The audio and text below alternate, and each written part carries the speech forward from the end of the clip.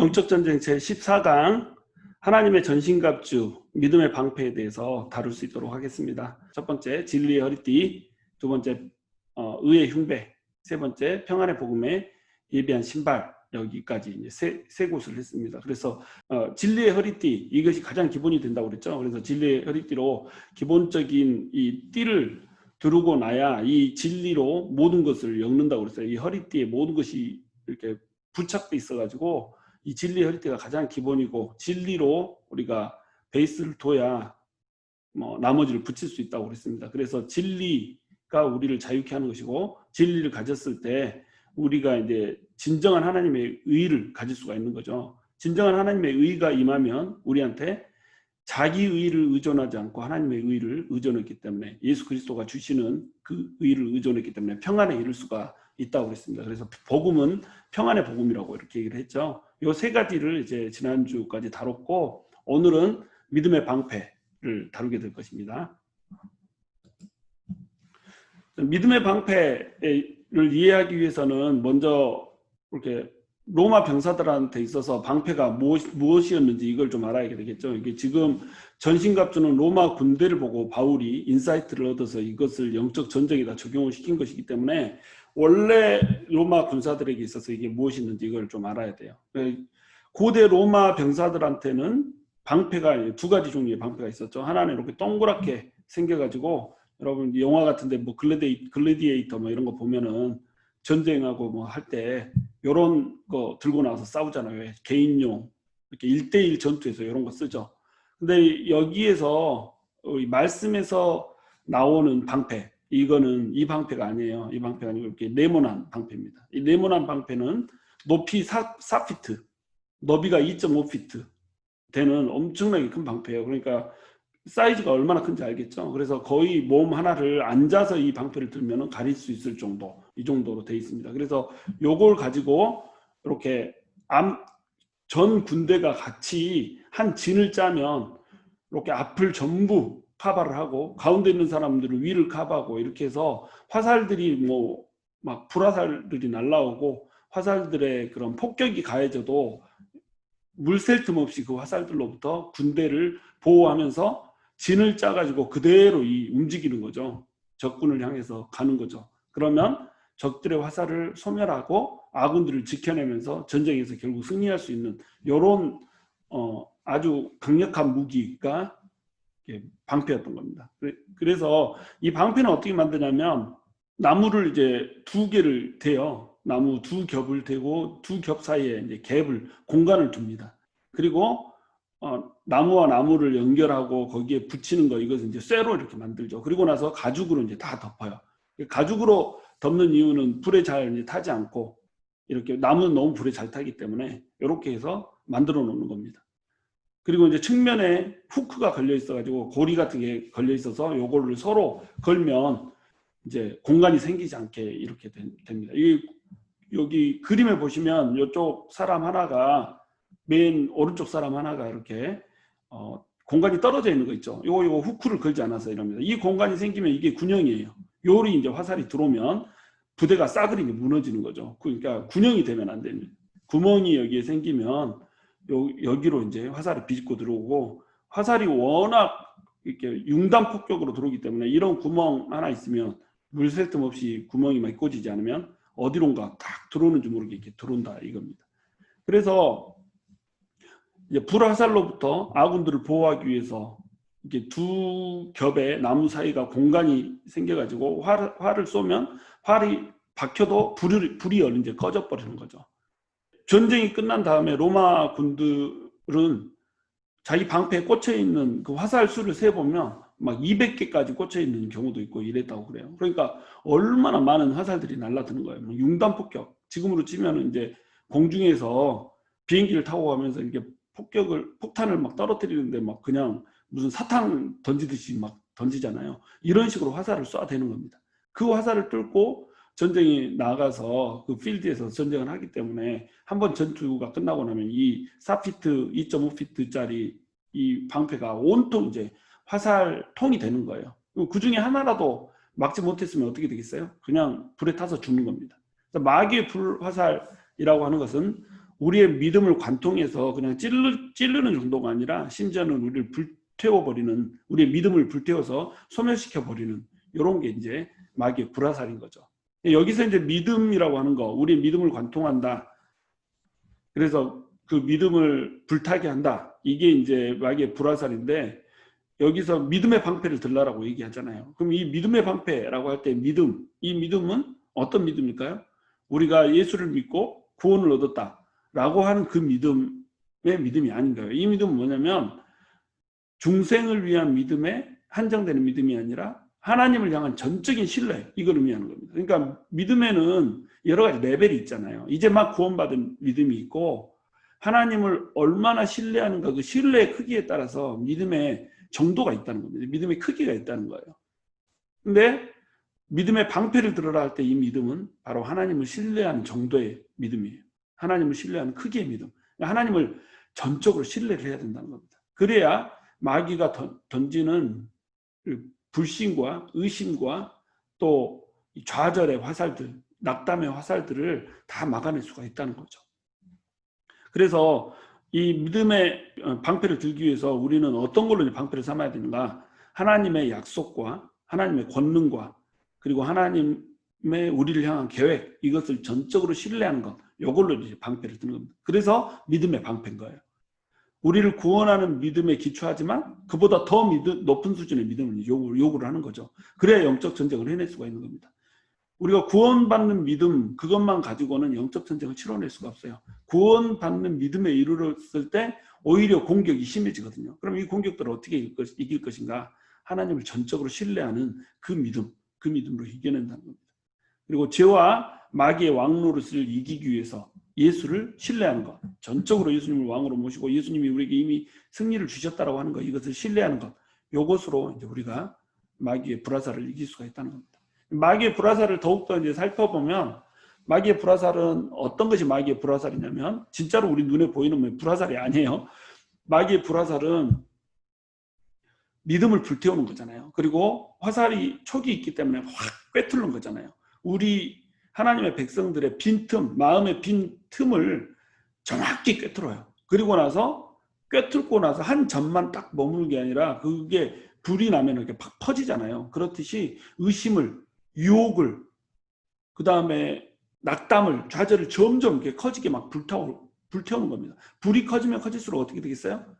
우리의 믿음은 점점 이제 사그라드는 거죠. 그래서 하나님을 떠나게 만드는 겁니다. 그래서 마귀의 불화살은 하나님의 백성을 향한 마귀의 계략이고, 마귀의 유혹이고, 마귀의 거짓이고, 마귀의 공격, 이런 것들 전부 다 마귀의 불화살로 얘기를 하는 겁니다. 그래서 마귀의 불화살을 통해서 마귀는 우리에게 두려움을 주고, 죄책감을 주고, 정죄감을 주고, 낙담을 하게 만들고, 좌절하게 하고, 이런 식으로 해가지고 하나님이 아닌 다른 것을 우리가 붙들게 하는 것, 이것이 이제 마귀의 불화살이 갖는 목적이라는 겁니다. 마귀의 이제 불화살의 예들을 구체적으로 이제 들어드릴게요. 첫 번째는 불경스러운 생각입니다. 여러분 기도를 하다 보면 어때요? 갑자기 막 이렇게 이상한 생각이 들 때가 있어요. 저 같은 경우에도 기도를 하다가 갑자기 옛날에 우리 이렇게 우리 가정을 괴롭혔던 그 술주정뱅이들이 있었다고 그랬잖아요. 그 사람들 생각이 확 나요. 그래서 그때 이제 어렸기 때문에 제대로 대적할 수 없었고, 그때 그 사람들에게 이렇게 아무 소리 못하고 당했던 이런 생각이 나면서 이제 머릿속으로 그 사람들 뭐 공격을 하고 있는 거예요. 막 때리기도 하고, 그 다음에 뭐 욕을 하기도 하고 막 이런 생각들이 딱 스치고 지나가는 거예요. 기도하고 있는 중간에. 그냥 뭐 평상시 생활할 때는 아무렇지 않다가 기도할 때 갑자기 불경스러운 생각이 쫙 드는 거죠. 그러면 이제 이 생각의 근원은 어디냐 말이에요. 나는 예수를 믿고 경건한 생활을 해왔고 심지어 전도사고 말씀을 전하는 사람이고 이런데 어느 순간에 내 머릿속에는 불경스러운 생각이 내가 생각하려고 하지 않았던 의도하지 않았던 생각이 내 머리를 싹 스치고 지나간다는 겁니다. 그리고 그 생각이 좀 잠깐 또는 심지어는 오랫동안 머문단 말이에요. 그러면 이제 제가 느끼는 생각은 뭐겠어요? 정죄감에 이제 사로잡히는 겁니다. 나는 이들을 용서했고 하나님 앞에서 내가 죄인이었는데 나를 용서해 준 그 사랑으로 나 역시 그들을 사랑으로 품었다라고 생각을 하는데 사실은 실상은 나한테 이제 불경스러운 생각이 드는 거예요. 그러니까 이제 이게 정죄감으로 이어져 버린 겁니다. 내가 크리스찬이 맞는가? 내가 전도사가 맞는가? 내가 이 상태로 과연 성도들에게 제대로 된 말씀을 전할 수 있을까? 이런 생각들을 하게 된다는 거죠. 근데 이 불경스러운 생각을 누가 불어넣어요? 바로 마귀가 불어넣는 거나 마귀의 불화살이라는 거죠. 그 다음에 이제 증오의 감정이에요. 막 분노하게 만들고 미워하게 만들고 이래요. 이게 이제 가장 흔한 마귀의 공격이죠. 아무것도 아닌 일에 그냥 막 화르르 불타오르고 막 이럴 때가 있거든요. 어떤 일이 있었냐면 제가 어떤 분에게 저의 죄를 이제 고백한 적이 있었어요. 나는 참 이러이러한 문제 있었고 이러이러한 죄악들, 아주 사소한 죄였는데 이런 것을 하나님께서 책망하시고 하나님께서 내가 더 성화되고 내가 더 거룩해지기를 원하시는 것 같다, 이런 걸 이제 쉐어한 적이 있거든요. 근데 이 사람이 그거를 쫙 소문을 내놓은 거예요. 그래가지고 이제 그 말이 돌고 돌아서 이제 저한테 들어오는 겁니다. 근데 저한테서 이제 분노가 생기는 거예요. 사람들이 나를 죄인이라고 지탄하는 거, 이게. 제가 제 입으로 고백을 했거든요. 나는 어쩔 수 없는 죄인이고 나는 하나님 앞에서 진노의 자식이었고 하나님이 그 죄를 이제 예수 그리스도를 통해서 그 피로 씻어 주셨기 때문에 내가 살아 있을 수 있다. 내 죄의 골짜기가 있기 때문에 그 골짜기를 타고 은혜의 강물이 흐른다, 이렇게 고백을 했는데 막상 다른 사람이 나한테 죄인이라고 지탄을 하고 내가 죄인이라고 하는 것, 사소한 죄지만 죄를 지었다고 하는 것이 확 소문이 나는 통에 내 속에는 분노가 일어나는 겁니다. 자기가 방금 죄인이라고 고백을 해놓고. 또 한 번은 이제 제가 막 기도를 할 때 내 죄를 십자가에서 이렇게 씻어주신 그 주님의 은혜에 감사해서 막 이렇게 그 기도를 하다가 눈물이 빵 터졌어요. 근데 그거를 이제 제가 이렇게 양육하고 있는 어떤 집사님이 이제 본 거예요. 그 집사님은 아주 이렇게 치열한 인생을 살았거든요. 아주 죄악으로 물든 인생을 살았거든요. 그래서 내 죄가 뭔지를 좀 듣고 싶다는 거예요. 뭐 아주 곽 전도사는 뭔 죄를 그렇게 지었어? 막 이러면서 이렇게 뭐 죄는 원죄와 성품죄와 또 자범죄가 있잖아요. 그래서 이런 성품죄, 자범죄, 마음으로 지었던 죄들, 또 실제로 지었던 죄들, 이런 것들을 쭉 이렇게 열거를 하면서 그 죄의 근원이 바로 이제 내 죄된 성품으로부터 왔다, 딱 이 얘기를 이제 하고 싶어서 죄들을 쭉 이렇게 열거를 하고 있는데 그분이 뭐라고 하시냐면, 아 싱겁네, 뭐 그딴 거 가지고 이렇게 울어 막 이렇게 말씀을 하시는 거예요. 나 정도는 돼야지 막 이렇게 하면서 자기 죄를 쭉 나열을 하는데, 어우 그냥 대박이더라고요. 어떻게 그런 인생을 살았나 싶을 정도로 많은 죄들을 짓고 살았더라고요. 근데 이제 예수님께로 돌이켰다 이거죠. 근데 그분이 나중에 이제 어떤 사람들이 너 이러고 했잖아 막 이러면서 이렇게 긁으니까 막 분노를 해가지고 그걸 참지를 못하는 거예요. 씩씩거리면서 참지를 못하는 거예요. 자기가 자기 입으로 자기의 죄들을 사람들한테 다 고백하고 다녔고 여기에서 건져주신 하나님, 이것이 감사해서 이렇게 간증을 하고 다녔는데 그걸로 다시 공격이 들어오니까 그거를 견디지를 못하더라는 겁니다. 그러니까 사실은 자기는 입술로 인정했고 내가 인정하는 건 괜찮은데 다른 사람이 나를 이렇게 지적하는 거, 이거는 이제 견디지를 못하는 거죠. 이런 식으로 이제 마귀는 공격을 하는 겁니다. 내 자존심, 내 감정, 이런 것들을 건드려서 분노하지 않을 상황이 분노하게 만드는 거예요. 내가 고백했는데, 내가 죄인이라고 내가 스스로 인정했는데 그게 왜 그렇게 분노하고 화낼 일이냔 말이죠. 그래서 그 말을 한 사람들에게 증오의 감정을 이제 품게 되는 겁니다. 그리고 이제 상대방의 의도를 추측을 해요. 저 사람이 도대체 무슨 의도로 이런 말을 했을까? 여러분 그럴 때 많잖아요.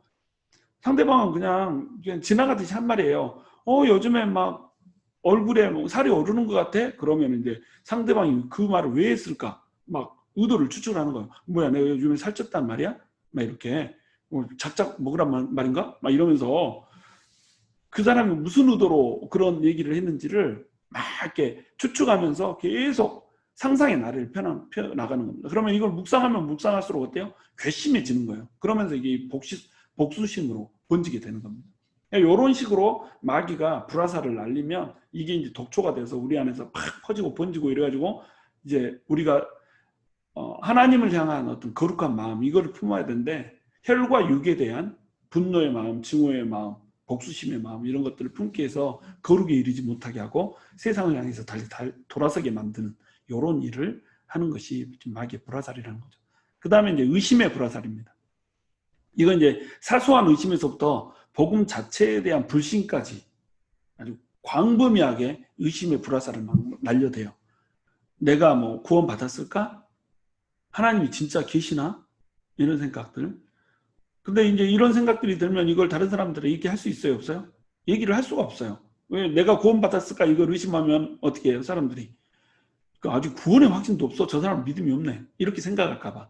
하나님 진짜 계시나? 이런 의심이 들어도 사람들과 얘기를 나누지를 못해요. 왜?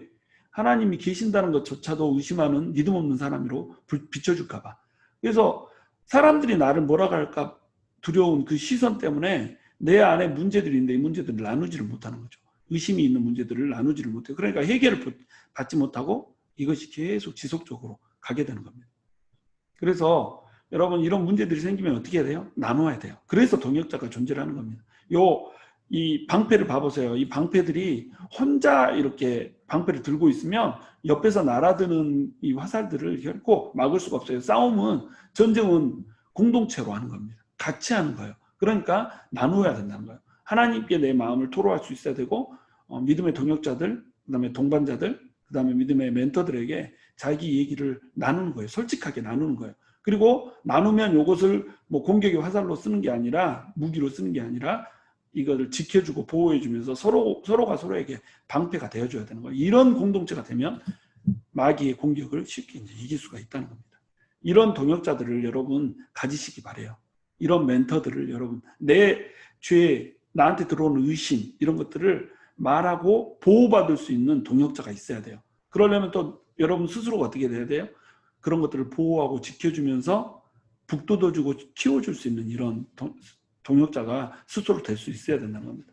그 다음에 이제 마귀가 쏘는 불화살 중에 가장 대표적인 게 죄에 대한 불타는 욕구예요.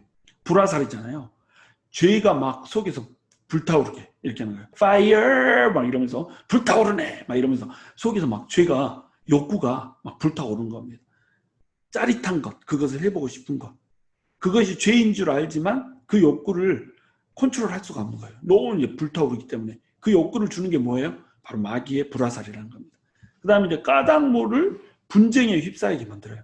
수년 동안 좋은 관계를 유지해왔고 너무 많은 것들을 베풀어줬고 또 은혜를 베풀었고 또 은혜를 받았고 이랬는데 아무것도 아닌 일 갖고 서로 이게 다투게 만들고 싸우게 만들어서 관계를 그냥 한 1초 만에 팍 깨트려 버리거든요. 그동안에 잘해줬던 거 다 날아가 버리고 또 그동안에 막 얘기 들어줬던 거 다 날아가 버리고 함께 손잡고 기도했던 이런 순간들 다 날아가 버리고 그냥 아무것도 아닌 일 가지고 다투고 싸우다가 관계가 쫙 허물어져 버려요. 어느 순간 보면 내가 그리스도인인데 주변에 사람이 없네? 이게 왜 그래요? 마귀의 불화살에 제대로 당한 겁니다. 이래서 이 사람 잘라내고 저래서 이 사람 잘라내고 이래서 이 사람 불편하고 저래서 이 사람 불편하고 이런 식으로 하나씩 둘씩 속상한 일이 있을 때마다 탁탁 잘라내다 보면 내 주변에 사람이 남아있질 않는 거예요. 그리스도인들이 방패를 딱 세우고 진열을 갖춰야 되는데 같이 진열을 갖출 동역자가 없네, 동지가 없네, 친구가 없네. 이게 왜 이래요? 마귀의 불화살이 모든 것을 태워버린 거죠.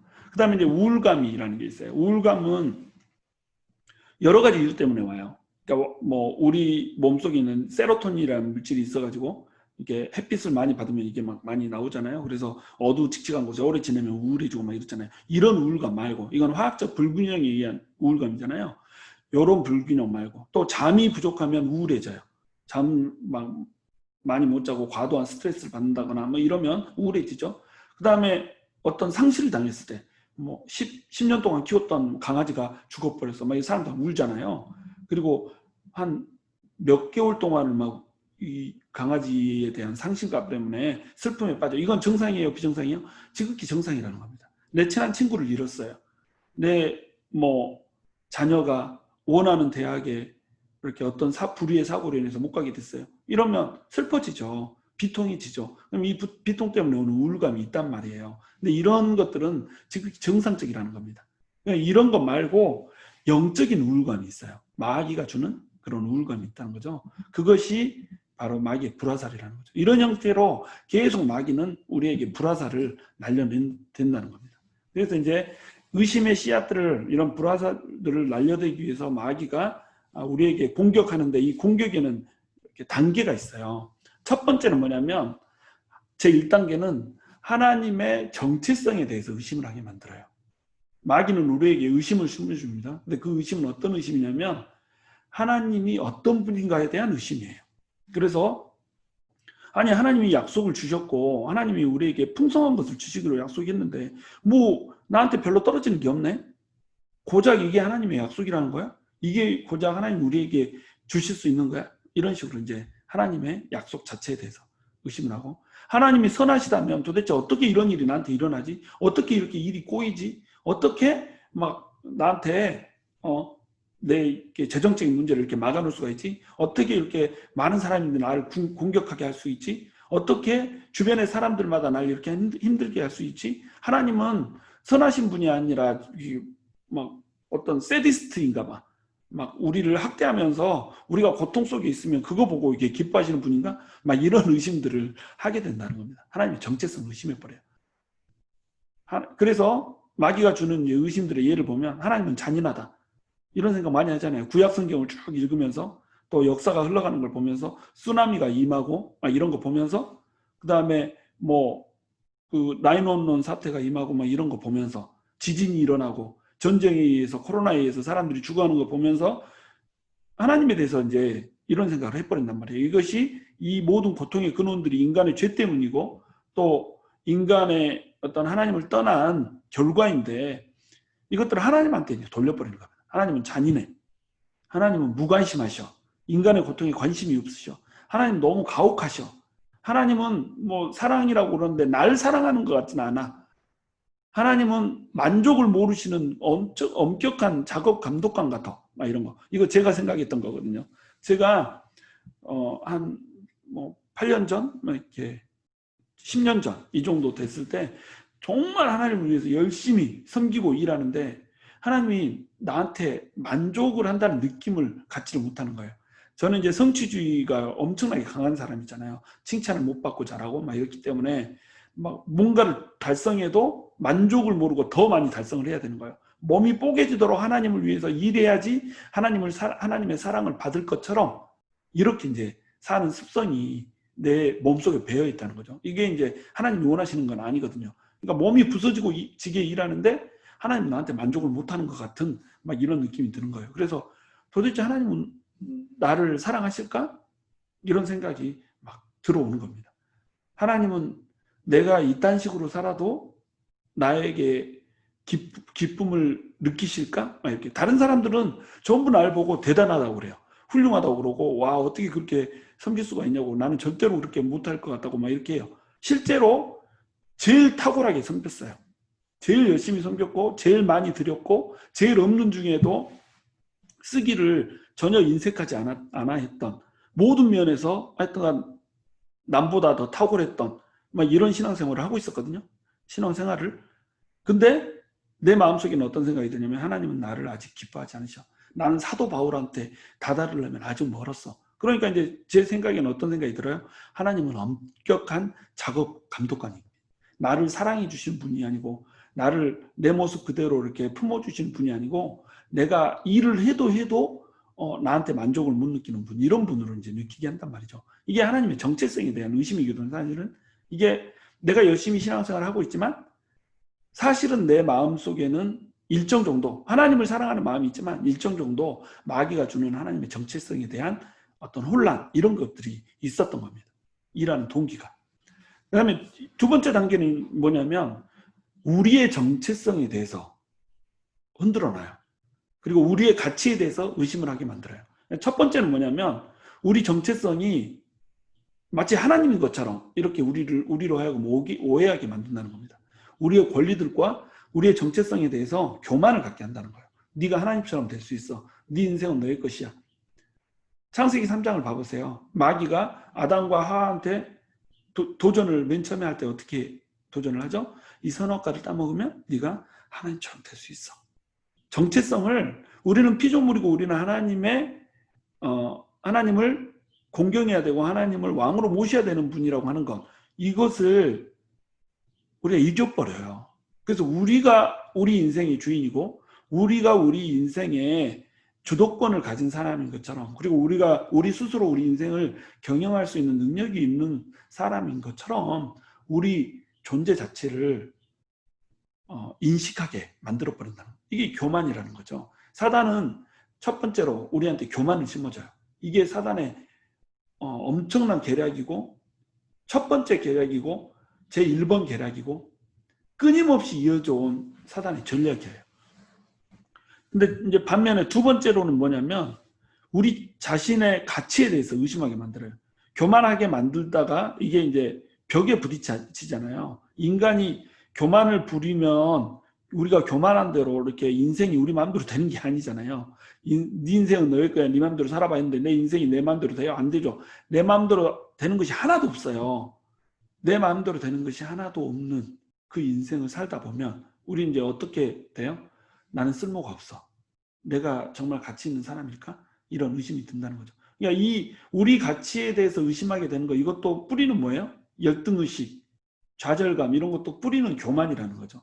교만한데 나는 하나님처럼 될 수 있다고 믿는데 하나님처럼 될 수 없으니까 오는 낙담감, 이게 바로 이제 우리 가치에 대한 의심이거든요.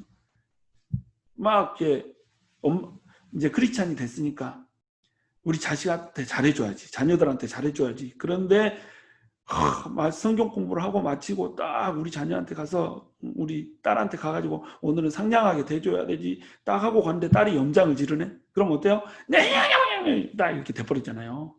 방울뱀 지나가는 소리, 막 이런 소리 막 내잖아요. 이런 소리를 내다 보면 이제 마음속에 어떤 생각이 들어요? 아, 오늘 또 실패했네. 그러면 딸은 막, 아들은 또 문 꽝 닫고 들어가가지고 엄마랑 안 놀아 막 이러고 있고, 그러면 이제 어때요? 자괴감이 드는 거예요. 네가 엄마냐? 이렇게. 네가 인간이냐? 나가 죽어! 이렇게. 네가 그러고도 크리스찬이냐? 나가 죽어! 이렇게. 우리가 어떤 하나님께서 원하시는 그 뜻대로 살지 못했다라고 생각할 때 우리한테 맨 처음 들어오는 생각, 이 생각이 뭐냐면 네가 크리스찬이냐? 네가 그리고도 하나님의 은혜를 받은 사람이냐? 이런 생각이 든단 말이에요. 자기의 가치에 대해서 의심을 한단 말이죠. 그래서 나가 죽어! 이런 마귀의 정죄에 빠지게 되는 겁니다. 그래서 마귀는 이렇게 2단계에서 이렇게 공략을 하는 거예요. 그 다음에 이제 3단계는 뭐냐면, 그러므로 우리의 시선을 하나님께로 돌리는 게 아니라 세상으로 돌려서 죄 속으로 뛰어들게 하는 겁니다. 하나님의 정체성에 대해서 의심을 하게 만들어요. 하나님이 우리의 안전을 책임져 주지 못하고 하나님이 우리를 사랑하지 못하게 만들어요. 그러면 하나님의 뜻에 붙들려서 살 수 있겠어요? 없겠어요? 살 수 없겠다는 말이죠.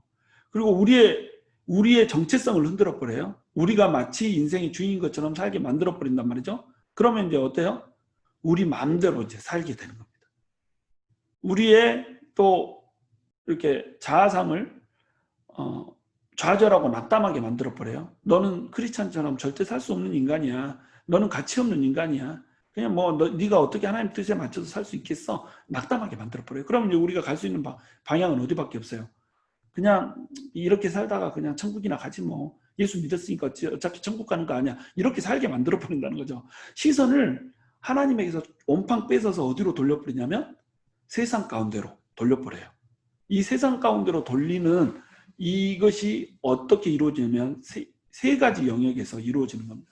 바로 육신의 정욕과 안목의 정욕과 이생의 자랑이라는 거예요. 요한일서 2장 15절에서 17절 보면 이 세상에 있는 것들을 사랑하지 말라. 누구든지 세상을 사랑하면 아버지의 사랑이 그 안에 있지 아니하니 이는 세상에 있는 모든 것이 육신의 정욕과 안목의 정욕과 이생의 자랑이니 다 아버지께로부터 온 것이 아니요 세상으로부터 온 것이라. 세상으로부터 온 것이다 이 말은 마귀로부터 온 것이다 이 말이거든요. 세상의 임금은 마귀니까. 그래서 이 세상도 지나가고 정욕도 지나가는데 오직 하나님의 뜻을 행하는 자는 영원히 거하느니라. 이렇게 말씀을 하고 계세요. 그러니까 세상을 향해서 나아가게 한단 말이죠. 마귀의 불화살이 찾는 타겟은 바로 이 세 영역이에요. 성경 모든 내용을 살펴보면서 인간의 죄를 탐구해도 이 세 영역을 벗어나지 않아요. 우리가 죄를 범하고 하나님의 뜻을 벗어나서 우리 마음대로 사는 모든 죄악들이 이 세 가지 영역을 벗어나지 않아요.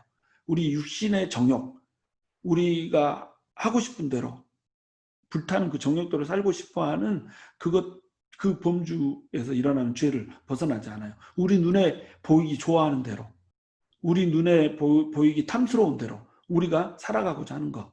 그 다음에 우리 명예를 위해서, 우리의 자존감을 위해서, 우리의 자랑거리를 위해서 이렇게 살아가는 것. 이것을 벗어나지 않는다는 거죠. 교회 생활을 하면서도 똑같이 뭔가 해냈으면 사람들이 알아봐 주기를 원하잖아요. 그리고 사람들이 굽신굽신 나한테 많이 섬긴 만큼 막 이렇게 대접해 주기를 바란단 말이죠. 이게 이생의 자랑이란 말이죠. 이렇게 우리가 신앙생활을 하면서도 육신의 정욕과 안목의 정욕과 이생의 자랑을 벗어나서 살지를 못한다는 겁니다. 그런데 하나님께서는 뭐라고 하세요? 이 세상도 정욕도 다 지나간다는 겁니다. 끝나게 돼 있다는 거예요. 세상이 끝날이 오면. 오직 하나님의 뜻을 행하는 자만 영원히 거할 수가 있다는 거예요. 그러니까 우리한테는 뭐가 필요하겠어요? 육신의 정욕과 안목의 정욕과 이생의 자랑이라고 하는 이 틈새를 노리고 달려오는 마귀의 불화살을 막아내야 될 방패가 필요하다는 거죠. 이 믿음의 방패가 필요하다는 거예요. 이 믿음의 방패는 견고해야 돼요. 아까처럼 그 군형이 있으면 그 군형으로 혹 파고들어요. 마귀의 불화살은 방패의 틈새를 절대 놓치는 법이 없습니다. 조금만 틈을 보여주면 그 틈새를 비집고 확 들어온단 말이죠. 그래서 믿음의 방패가 필요하다는 겁니다. 이 믿음의 방패는 적들이 쏘아대는 불화살을 소멸해요. 불이 쫙 들어와서 두 겹의 나무 사이에 갭이 있기 때문에 태우지를 못하고 훅 타버려요. 가죽으로 돼 있잖아요. 훅 그냥 이렇게 소멸돼서 없어져 버려요. 그러니까 화살이 불에 타는 것이 날라오도 우리 믿음이 불타지지 않고 이게 이겨낼 수가 있다는 거죠. 그 다음에 하나님의 말씀으로 상황에 맞게 대응을 해야 된다는 거예요. 하나님의 말씀을 어떤 상황이 주어지면 하나님의 말씀으로 그 상황에 대응을 해야 되는 거죠. 근데 우리는 하나님의 말씀으로 대응을 하는 것이 아니라 눈에 보이는 상황을 가지고 이 상황을 해석을 한단 말이에요. 눈에 보이는 현실. 이거. 내가 빚을 졌어. 내가 이 가정이 힘들어. 관계가 무너졌어. 이 상황 가지고 이제 우리의 처지를 해석을 해버린다는 겁니다. 그러니까 불화살이 타버리는 거죠. 근데 우리는 이런 상황이 임하면 어떻게 해야 된다는 거예요? 이 상황, 마귀가 해놓은 짓거리들을 우리가 이렇게 우리 입으로 얘기를 하는 것이 아니라 하나님의 말씀으로 상황에 맞게 얘기를 해야 된다는 거예요. 우리 언어의 습관을 바꿔야 된다는 거죠. 우리의 태도를 바꿔야 한다는 거예요. 우리의 기분, 우리의 의혹 이런 것들에 맞춰서 상황을 바라보면 안 된다는 거죠. 내가 정말 마귀가 내 몸을 아프게 했어요. 마귀가 내 돈을 다 빼앗아 갔어요. 마귀가 관계를 다 끊어놔 버렸어요. 마귀가 아무런 소망이 없게 만들어 버렸어요. 내 상황을 보면 진짜로 아무런 소망이 없어요. 진짜 나는 정말 이제 그만두고 싶어요. 이런 말들을 막 너무 쉽게 하잖아요. 그리고 실제로 이런 태도를 너무 취한단 말이죠. 그럼 이거는 다 뭐 하는 거예요? 지금 내가 하고 있는 말과 태도가 어떤 것을 지금 이렇게 표현하고 있는 거예요? 마귀가 내 삶에 들어와서 해놓은 일들을 간증하고 있는 겁니다. 하나님이 일하시는 것을 간증하는 것이 아니라 마귀가 일해놓은 것을 내 삶을 통해서 일하고 있는 것을 간증하고 있는 거예요. 우리가 하나님을 높여야 되는데 마귀가 한 것을 간증하고 앉아있으면 되겠어요? 이게 이제 우리 크리스찬들이 쉽게 범하는 실수라고 하는 겁니다. 우리는 눈에 보이는 그런 마귀가 해놓은 짓거리들을 간증하는 자리에 서면 안 된다는 거죠. 하나님의 말씀으로 상황에 대응을 하는 겁니다. 상황은 이렇지만 하나님의 말씀은, 하나님의 약속은 이런 것들을 이렇게 해준다고 하셨어 라고 하나님의 말씀을 딱 들이대는 거예요. 그리고 말씀을 우리 마음에 새긴 자의 태도로 그 상황을 대처를 하는 겁니다. 그래야지 불화살을 이길 수가 있다는 거예요. 마귀의 불화살이 어떤 형태로 오건 이 믿음을 가지면 우리가 승리할 수가 있다는 겁니다. 마귀의 불화살이 이제 날아올 거라고 우리가 예측을 해야 되는 순간들이 있어요. 마귀는 이렇게 우리가 항상 영적 전쟁 가운데 있어요. 그리고 마귀는 언제나 우리를 우는 사자처럼 덮치려고 준비를 하고 있어요. 근데 우는 사자처럼 덮치려고 마귀가 숨어서 이렇게 우리를 노리고 있는 이 상황도 전쟁의 상태긴 해요. 그런데 직접적인 화살이 날아오는 상태는 아니란 말이죠. 그럼 직접적인 불화살, 진짜로 전면전이 확 들어가는 순간, 이 순간은 주로 어떤 순간이냐? 적어도 이 5가지 순간들은 여러분이 예측을 해야 된다는 거예요. 내가 이런 상황에 있다면 아마도 이제 마귀의 불화살이 날아올 거다. 이런 걸 예측을 해야 된다는 거죠. 그 첫 번째가 뭐냐면 내가 이제 영적인 성장을 한 단계 이루려고 발걸음을 내디딜 때 이렇게 예수님을 믿지 않았었는데 갑자기 예수님을 믿게 됐어요. 그럼 성경을 열심히 안 읽었는데 기도를 안 했는데 갑자기 내가 이제부터 이제 말씀을 좀 가까이 해야지. 이제부터 기도를 한번 좀 열심히 해야지. 딱 이렇게 딱 하려고 하면 어떻게 돼요? 바로 불화살이 날아오는 거예요. 그냥 저는 우리 성도들이 신앙의 어떤 발걸음을 딱 내디딜 때 사실은 그때 더 많이 불안해하고 긴장하고 더 많이 기도를 해요. 왜 그러냐면 마귀의 불화살이 날아들 거거든요. 여러분도 이거 경험하셨을 까요? 영적으로 성장을 한 단계 더 높아지려고 하면 반드시 불화살이 날아들거든요. 그래서 그 전에 이루었던 성장까지도 쫙 불태워서 없애버리려고 들거든요. 하나님을 향해서 이렇게 나가려고 했는데 뭐 이런 일이 벌어지네 막 이렇게. 제가 아는 어떤 분은 교회만 나가면 집안에 문제가 생겨 있는 거예요. 막 가스불을 켜놔가지고 이렇게 집에 막 불이 난달지, 뭐 갑자기 교회에 나가 있는 그런 예배를 드리고 있는 그동안에 이렇게 어머님이 막 쓰러져가지고 병원에 가야 되는데 병원에 못 가가지고 이제 온갖 지탄을, 너는 뭐 하다가 이놈아 엄마를 안 보살피고 막 이렇게 해가지고 지탄의 대상이 된달지, 막 이런 식으로 계속 공격이 이루어지니까 결국 교회 가는 걸 포기하더라고요. 이런 겁니다. 그러니까 영적인 성장을 이루려는 어떤 발걸음을 내디디면 마귀는 반드시 공격을 한다. 그러면 우리는 영적인 성장을 이제 쫙 이루는 발걸음을 내딛다 그러면 뭘 예측해야 된다는 거예요? 이제 마귀가 공격을 할 것이다 라고 하는 것을 예측해야 된다는 거예요. 그 다음에 두 번째는 마귀의 영역을 침범하면 공격을 합니다. 다시 얘기해서 마귀한테 붙들려 있는 이 땅, 마귀한테 붙들려 있는 영혼, 이것들을 우리가 침범해서 마귀를 쫓아내려고 하면, 마귀의 영역에서 우리가 하나님의 나라를 세워버리려고 하면 이때 이제 공격이 시작되는 거예요. 특별히 이제 막 어떤 위대한 일을 이룰 수 있는 어떤 집회가 이루어진달지, 또는 어떤 선교를 앞두고 있달지. 여러분 선교를 가려고 하면 엄청나게 많은 공격들이 있잖아요. 아무 문제가 없다가 갑자기 선교 막 간다고 그러면 이런 영적인 막 공격들이 임하는 거예요. 개인적인 공격도 임하고 교회 내에서의 전체적인 어떤 반대의 분위기 이런 것도 임하고, 그 다음에 일정들이 막 틀어지게 하고, 이런 식으로 모든 영역에서 이렇게 어떤 영적인 공격이 들어오는 겁니다. 이런 일이 왜 벌어지겠어요? 마귀의 영역을 침범하지 말라는 거죠. 내 영역에 들어오지 말라는 거죠. 내가 주인으로 갖고 있는 영혼들을 손대지 말라는 거죠. 우리가 전도를 하려고 그래요. 그러면 전도를 하려고 시도를 할 때마다 어떤 일이 벌어져요? 전도의 길을 막아요. 갑자기 만나기로 약속을 했는데 그 사람이 일이 생겨서 그쪽에서 죄송한데 못 만나겠다고 연락이 온다거나, 내가 전도하기로 했는데 나에 대한 악한 소문이 그 사람의 귀에 들어가게 한다거나, 내가 하지 않은 잘못들을 그 사람이 한 걸로 막 오해하게 만들어요. 그 다음에 나한테 전도를 좀 해달라고 그 사람과 약속을 잡아놨는데 두 사람이 관계가 깨져버리네. 둘이 같이 손을 잡고, 저랑은 이제 상관이 없는 사람인데 둘이 이렇게 친구예요. 한 사람은 믿는 사람이고 한 사람은 안 믿는 사람이에요. 안 믿는 사람을 전도하기 위해서 저한테 데려오기로 했는데 두 사람이 이게 관계가 깨져버리는 거예요. 그러면 전도의 문이 확 닫혀버리는 거예요. 자, 이런 것이 다 영적인 공격이란 말이죠. 마귀의 영역을 우리가 침범하기 시작하면 영적인 공격이 이루어지기 시작한다는 겁니다. 그 다음에 이제 마귀를 드러나게 하면 영적인 공격이 임해요. 그러니까 우리가 어떤 질병이 마귀의 공격에 의해서 이렇게 임할 때도 있고 막 이렇거든요. 질병은 이 생사병로라고 하는 거, 이것이 우리 인간이 피해갈 수 없는 어떤 숙명이잖아요. 그러니까 병들고 늙는 거, 이거는 인간은 누구나 거쳐야 돼요. 근데 이런 생리적인 병 말고 마귀가 주는 질병도 있다는 겁니다.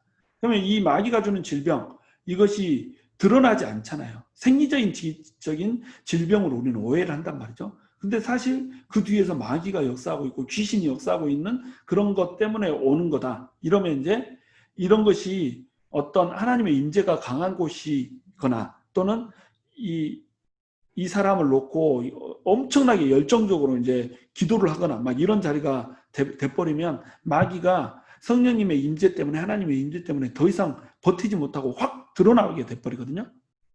그러면 이제 누구를 공격하냐면 기도를 해줬던 사람, 이 영혼을 붙들고 정말 하나님 편으로 이끌려고 했던 사람, 이 사람한테 공격이 들어와요. 그래서 실질적으로 이제 마귀가 막 나타나기도 합니다. 이 귀신이 막 나타나기도 해요.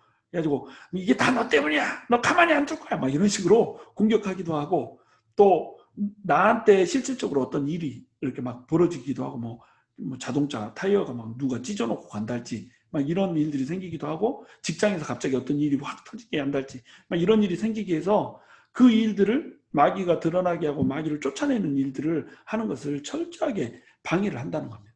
마귀를 드러나게 하면 이 드러나게 한 사람을 공격한다는 거. 그러면 우리는 항상 이런 일을 할 때, 마귀가 드러나게 하는 일을 할 때 공격을 받을 것이라고 하는 것을 예측해야 되는 돼요. 예측해야 된다는 겁니다. 근데 이런 이제 마귀를 드러나게 하면 공격할 거야. 그러니까 두려워서 이제 우리는 이런 거 하면 안 돼. 손대지 말자. 이런 식으로 생각하면 이 사람 이것도 마귀의 공격이에요. 두려움을 주는 거거든요. 이것도 불화살인 거죠. 우리는 마귀의 공격을 막을 수 있는 믿음의 방패가 있어요. 그리고 마귀의 공격에 맞대응해서 우리가 쓸 수 있는 성령의 검이 있어요. 마귀는 우리를 어떻게 할 수가 없어요. 싸우면은 반드시 우리가 이기는 거예요. 무조건 이기는 겁니다. 승리는 정해져 있는 거예요. 근데 싸워보지 않고 공격이 들어오면 우리는 두려운 거예요, 먼저. 그래서 마귀를 드러나게 하는 일을 중단해 버리는 겁니다. 아, 이래서 나한테 이런 일이 생기나? 그러고 중단해 버린다는 거예요. 근데 그런 일이 생겨도 우리는 마귀를 계속 드러나게 하고 쫓아내야 된다는 겁니다. 대적해야 된다는 겁니다. 그러면 우리한테 승리의 감격이 오는 거예요. 한 번 그 작은 승리가 오면 더 큰 승리를 얻을 수가 있는 거예요. 짜잘한 이런 귀신들 이렇게 상대했던 데에서 이제 정말 주권과 권세와 정사들을 상대할 수 있는 그런 능력이 우리한테 생긴다는 거죠. 얼마나 멋있어요. 이런 능력과 파워를 가지고 일을 할 수 있다면. 그 다음에 이제 세상과 결별하면 공격이 시작돼요. 우리가 세상에서 추구했던 어떤 우리의 욕심, 세상에서 추구했던 우리의 야욕, 이런 것들을 결별하면 우리가 그동안 중독에 빠졌던 어떤 그런 것으로부터 벗어나기 시작하면 우리가 발걸음을 세상에서 되돌려서 하나님께 가까워지는 어떤 발걸음을 하려고 하면 이때마다 공격이 임하기 시작한다는 거죠. 특별히 이제 초신자의 경우에 초신자의 기도발이라고 하는 게 있잖아요. 그래서 기도를 하면 하나님 막 다 들어주고 막 이런 때도 있지만 사실은 세상과 결별하기 때문에 오는 공격들이 막 있죠. 관계들이 끊어지고 나랑 친했던 사람들 전부 다 막 나를 이제 공격하기 시작하죠. 특별히 이제 집에서 공격이 심해지죠. 우리 집에는 예수쟁이가 있었던 적이 없다. 집안에 종교가 둘이면 안 된다. 막 이러면서 막 공격되기 시작하죠. 더 많은 핍박을 주고 더 많은 어떤 괴로움과 아픔을 줘서 교회를 나가지 못하게, 하나님께 가까이 가지 못하게 이런 식으로 이제 공략을 해대기 시작하는 겁니다. 그럼 여기에 무너지면 어떻게 돼요? 하나님과 가까워지는 것이 아니라 세상에 머무르게 된다는 거죠. 이게 마귀가 다 원하는 거라는 거죠. 그 다음에 이제 하나님께서 엄청난 축복을 보여주기 전에, 하나님께서 엄청난 영광을 보여주기 전에 이때 이제 막 공격을 해대기 시작하는 겁니다. 특별히 이제 우리 글로리 교회 같은 경우에 이 대표적인 예죠. 하나님의 영광이 막 임하기 직전이란 말이죠. 하나님의 축복이 막 임하기 직전이란 말이죠. 그러니까 어떻게 해요? 일이 꼬이게 만들고 또 힘이 빠지게 만들고 또 이제 막 이렇게 악한 구설수에 막 휘말리게 만들고 성도들이 어렵게 만들고 이런 식으로 성도들도 막 이렇게 막 정죄하는 그런 말들이 들리게 만들고 이런 식으로 한단 말이죠. 이게 무슨 뜻이에요? 이제 곧 영광이 올 거다. 이제 곧 하나님의 축복이 임할 거다. 이게 오기 전에는 어때요? 공격이 임한다. 여기 축복된 길을, 영광의 길을 가려고 생각하면 반드시 뭘 예측해야 돼요? 공격이 올 것이다. 이걸 예측을 해야 된다는 거죠. 그러니까 이 공격에 대응하기 위해서 우리는 미리 이제 기도를 하는 거예요. 그러니까 중요한 일이 있을 때마다 우리가 기도를 먼저 쌓는다. 이 이유가 뭐예요?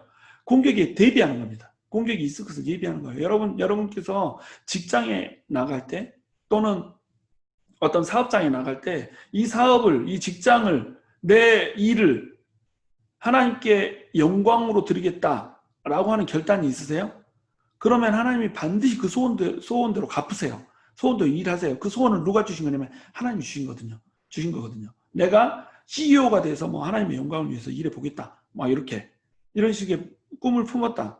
내가 정말 이렇게 세상의 선생이 아니라 사람들을 하나님께로 돌아오게 되는 영적인 스승이 되겠다. 막 이런 결단들을 하잖아요. 그러면 이 소망은 누가 줬어요? 하나님 줬다는 거죠.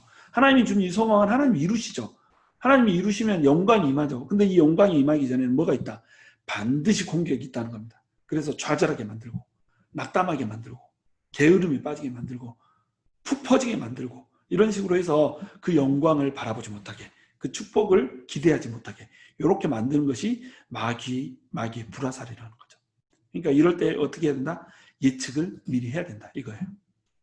그래서 이제 우리는 믿음을 강하게 할 수 있어야 됩니다. 우리의 믿음을 강하게 만들어야 돼요. 믿음을 강하게 하려면 이제 첫 번째로 하나님의 성품을 신뢰해야 됩니다. 하나님의 성품을 신뢰해야지 우리가 이 믿음의 방패를 들어 올릴 수가 있어요. 믿음의 방패라고 하는 것이 뭐냐면 구체적으로 얘기하면 첫 번째는 하나님의 성품을 신뢰하는 겁니다. 하나님은 우리의 최선을 아세요. 하나님은 무엇이 우리한테 좋은 것인지를 아세요. 우리는 우리한테 무엇이 좋은지를 몰라요.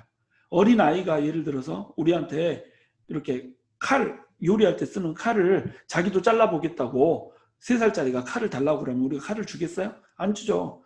그 어린 아이의 눈에는 엄마가 막 이렇게 썰고 이러니까 재밌어 보여요. 그래서 그걸로 막 썰어보고 싶어요. 파도 썰고 두부도 썰고 다 해보고 싶어 하죠. 근데 두부를 썰려다 뭘 썰어요? 자기 손가락을 똑 썰어버린단 말입니다. 그걸 우리는 알아요. 아이한테 칼이 없어야지 최선이라고 하는 것을 우리는 안단 말이에요. 그러니까 아이한테 우리가 뭘 줘요? 플라스틱 칼을 주죠. 그러면 얘는 뭐예요? 이거는 장난감이잖아. 진짜 칼을 주세요. 이렇게 한단 말이죠. 그런데 부모는 그걸 주지 않아요. 왜? 최선이 아닌 걸 아니까. 하나님은 우리의 최선을 아신다는 거. 요거를 의심하지 말라는 거죠. 시편 84편 11절은 이렇게 말합니다. 여호와 하나님은 해요 방패이시라.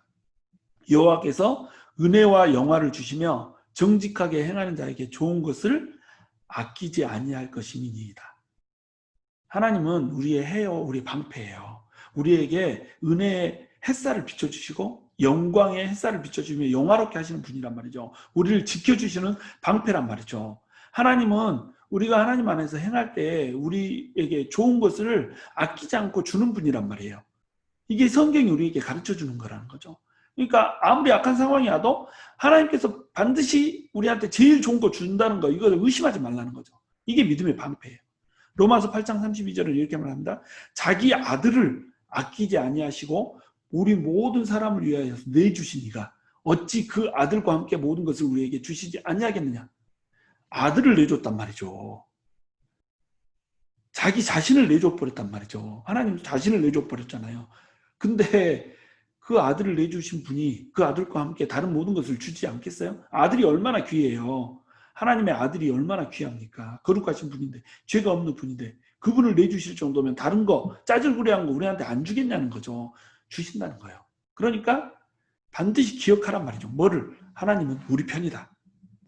하나님은 긍휼의 하나님이시고 사랑의 하나님이시다. 그리고 그 하나님은 언제든지 우리의 친구가 되어주시기를 원하시는 분이시다. 그러니까 하나님께서는 우리에게 선한 일들을 주셔서 기쁨의 샘이 뽕뽕 터져서 기쁨의 강물을 흐르게 하기를 원하시는 분이시다. 이거를 의심하지 말라는 거예요.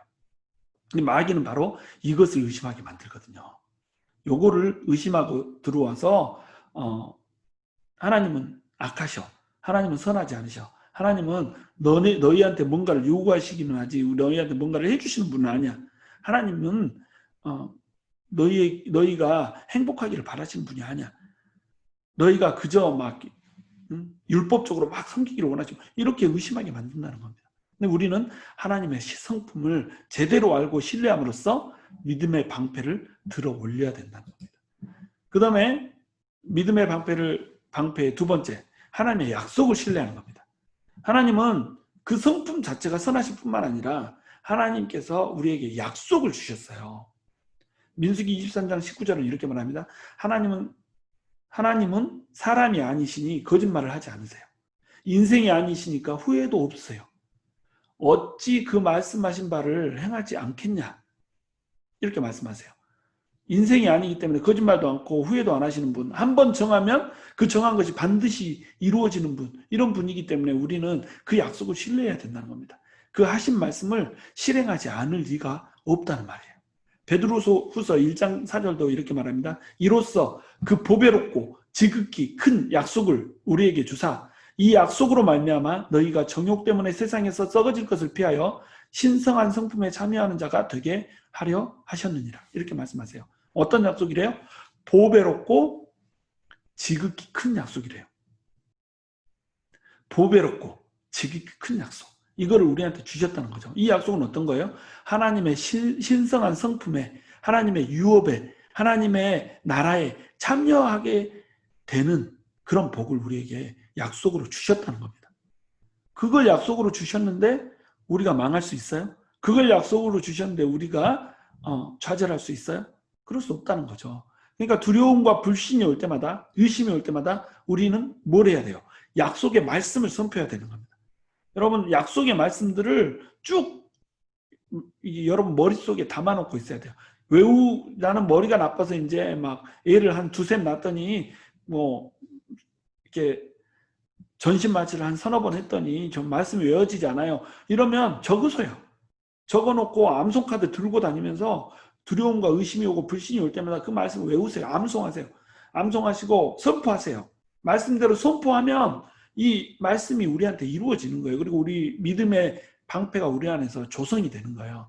그리고 중요한 거, 믿음의 동역자들이나 멘토와 이 연약함을 함께 나눠야 돼요. 내가 두려움과 불신이 올 때는 하나님의 약속의 말씀이 흐릿해진 때거든요. 그러면 이 약속의 말씀을 어디선가 공급받아야 돼요. 근데 이거를 내 스스로 선포해야 되는데 이게 선포할 힘도 없잖아요. 그러면 나 이런 상태다 이렇게 솔직하게 얘기할 수 있어야 된단 말이죠. 이런 얘기를 할 수 있는 동역자나 멘토가 있어야 된단 말이에요. 그러면 이 사람들은 무슨 일을 해줄 수 있어요? 그 연약함을 나도 체험했다. 그런데 하나님은 이런 약속의 말씀을 주셨고 이 약속의 말씀으로 나는 일어설 수 있었다. 이렇게 자기 경험을 얘기해 줄 수 있단 말이죠. 그러면 마귀의 불화살이 막아진다는 겁니다. 마귀의 불화살은 아까도 얘기했듯이 함께 막는 거예요. 공동체로 막는 겁니다. 혼자서 방패 들고 나갔다가는 옆구리 찌르는 이 불화살을 피할 수가 없다는 거죠. 그 다음에 마지막으로 하나님의 섭리와 타이밍이라고 하는 것을 신뢰하라는 거예요. 하나님은 이 모든 일에 섭리가 있어요. 하나님의 섭리.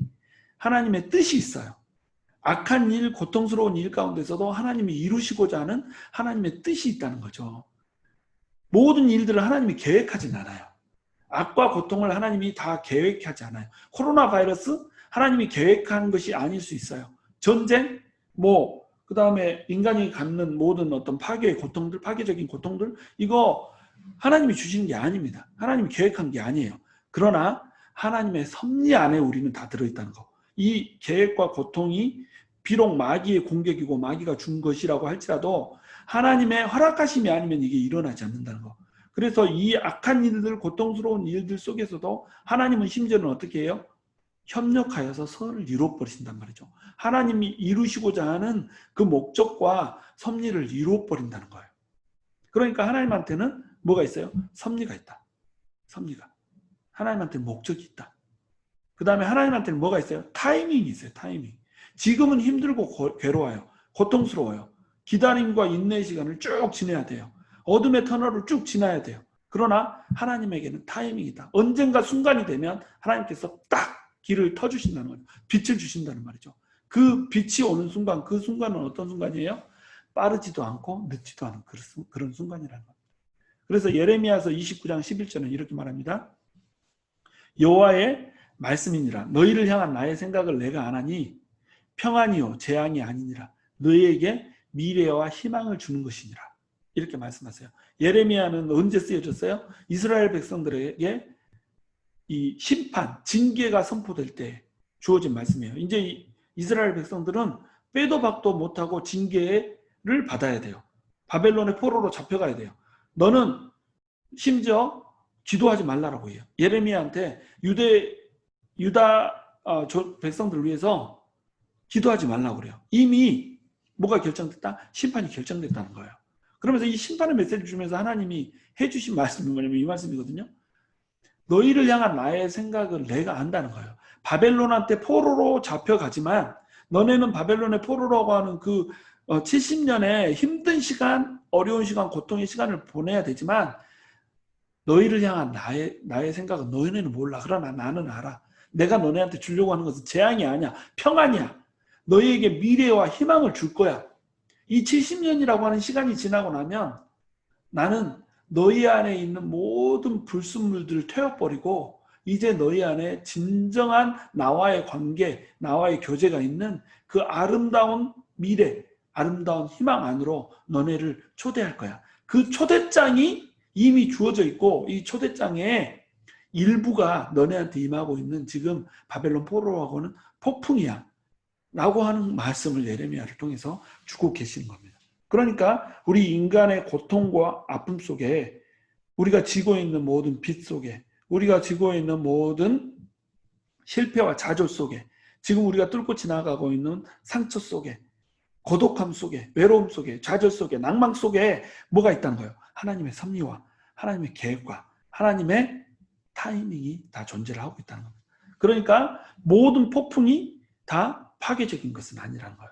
폭풍은 블로워예요. 블로워. 여러분 낙엽이 집안에 막 있잖아요. 근데 여러분 기계를 켜가지고 블로워를 가지고 불면 어떻게 돼요? 낙엽이 전부 다 날아가잖아요. 낙엽들이 있으면 어때요? 어수선해요? 더러워요? 힘들어요? 막 걸리적거려요? 이게 여러분의 문제예요. 근데 하나님이 주시는 그 블로워 폭풍은 그것들을 불어버린다는 겁니다. 때로는 이 낙엽 쓰레기들이 어떤 거냐면 우리의 어떤 깨지지 않은 자, 우리가 하나님을 의심하고 하나님의 뜻대로 살지 않는 어떤 이런 것들이 우리 안에 있는 쓰레기, 세상을 향한 정욕, 세상을 향한 갈망, 이런 것들이 전부 우리 안에 있는 쓰레기란 말이죠. 그럼 하나님이 이 쓰레기들을 어떻게 하고 싶어요? 날려버리고 싶단 말이죠. 그러면 뭘 줘요? 폭풍을 준단 말이죠. 불러워. 그래서 우리 안에 있는 쓰레기들이 날아가 버리게 해요. 때로는 우리 앞에 있는 문제들, 복잡하게 꼬여있는 문제들이 쓰레기처럼 우리를 막 옥죄고 있을 때가 있어요. 이러면 하나님이 이 문제가 너무 이제 어떻게 될 수가 없는 이런 상황일 때 하나님이 블로어를 폭풍을 주어버려요. 폭풍이 오면 문제들도 많은데 이런 폭풍이 왔어 막 이렇게 벌벌벌 떨잖아요. 근데 이게 하나님의 블로어라는 겁니다. 문제를 폭풍이 지나고 나면 싹 치워버렸다는 사실을 발견하게 돼요. 어머나 폭풍이 지나갔는데 내 앞에 있던 쓰레기들이 전부 다 잡동사니들이 전부 다 없어져 버렸네. 이것이 하나님이 주시는 폭풍일 때가 많다는 겁니다. 폭풍은 지나가고 나면 우리가 정화되는 순간이고 우리 앞에 문제들이 치워지는 순간, 그래서 축복이 임하는 순간이라는 거예요. 폭풍 속에서는 우리가 늘 의심과 속임수의 불화살이 날라오는 것을 예측을 해야 되거든요. 힘든 폭풍을 지나고 있으니까 어때요? 의심이 생기죠. 하나님이 왜 우리에게 이런 일을 행하시지? 하나님이 과연 우리와 함께 있을까? 하나님이 나를 여기서 빼내 주실까? 하나님 내 손을 잡고 있을까? 하나님 날 싫어하시나? 하나님이 정말로 나를 지금 채찍으로 쳐서 막 죽기까지 뭐 땅바닥에서 굴러다니게 하실라나? 막 이런 생각들을 불어넣는단 말이에요. 이런 속임수들로 우리들을 힘들게 한단 말이죠. 이게 불화살이란 말이에요. 마귀에. 그때 우리는 뭐예요? 믿음의 방패를 들어야 된다는 겁니다. 이 믿음의 방패가 뭐예요? 하나님의 섭리와 타이밍에 대한 신뢰를 하라는 겁니다. 하나님은 늦지도 빠르지도 않게 가장 적절한 때에 하나님의 뜻을 이루시고 우리 안에 성화를 이루시며 또 우리의 문제들을 전부 다 치워버린다는 거예요. 여러분 기억하십시오. 하나님의 믿음의 방패, 이건 뭐라고요? 하나님의 성품에 대한 신뢰, 그 다음에 하나님의 약속에 대한 신뢰, 그 다음에 하나님의 섭리와 타이밍에 대한 신뢰, 이게 믿음의 방패입니다. 이 방패를 들고 나가는 거예요. 기본적으로 이제 하나님을 신뢰하는 거죠. 하나님에 대한 전적인 신뢰, 이게 믿음의 방패다. 근데 뭘 믿는 거예요? 첫 번째, 성품을 믿는다. 두 번째, 약속을 믿는다. 세 번째, 섭리와 타이밍을 믿는다. 그러므로 우리에게 불신이 오고 좌절이 오고 낭만이 오고 속임수가 올 때 우리는 어떻게 해야 돼요? 선포를 해야 되는 거예요. 말씀으로, 약속의 말씀으로. 하나님께서 주신 성경을 통해서 주신 하나님의 그 성품으로, 그 다음에 하나님의 섭리에 대해서, 하나님의 타이밍에 대해서 계속 선포하면서 우리 안에 있는 믿음의 방패를 믿음으로, 심령으로 막 들어 올리는 겁니다. 그러면 원수가 쏘는 불화살들을 전부 다 소멸할 수가 있어요. 그러면 우리의 믿음은 한층 더 자라 있을 거고, 그 다음에 뭐가 온다고요? 하나님의 영광과 하나님의 축복이 임하게 된다는 겁니다. 하나님의 영광은 쉽게 취해지지 않아요. 불화살을 통과해야 취해지는 거예요. 전쟁에 있어서의 승리는 쉽게 취해지지 않아요. 대적의 성을 취하고 싶으면 어떻게 해야 돼요? 대적의 성문까지 진격을 해야 되잖아요. 그러면 대적들은 가만히 있나요? 불화살 날려대죠. 화살을 날려서 우리가 성문에 접근하지 못하게 하죠. 그때 우리는 뭘 필요해요? 화살이 날라오니까 가지 말아야지. 아이고 그냥 뭐 여기가 좋사오니 이대로 머물러야지. 이러면 영광을 취할 수가 없죠. 승리의 영광, 승리의 축복을 누릴 수가 없죠. 이걸 누리려면, 영광을 누리려면 반드시 뭘 해야 돼요? 전쟁을 통과해야 되는 겁니다. 전쟁 중에는 뭐가 있어요? 불화살들이 막 융단으로 우리한테 미사일처럼 쏟아지는 거예요. 이거를 뚫어야 되는 거예요. 이걸 뚫으려면 뭐가 필요한 거예요? 믿음의 방패가 필요한 겁니다. 믿음의 방패를 들고 정말로 불화살들 쏟아지는 그 적진의 틈을 확 그냥 밀고 나가는 거예요. 불도저처럼. 그리고 나서 하나님의 영광을 정말로 영광스럽게 취하는 것입니다. 우리 글로리교회 모든 성도 여러분들이 정말 하나님의 영광을 취하는 그 자리에 저와 함께, 그리고 하나님과 함께, 예수 그리스도와 함께 서는 그 순간이 오기를 주님의 이름으로 축원합니다. 아멘.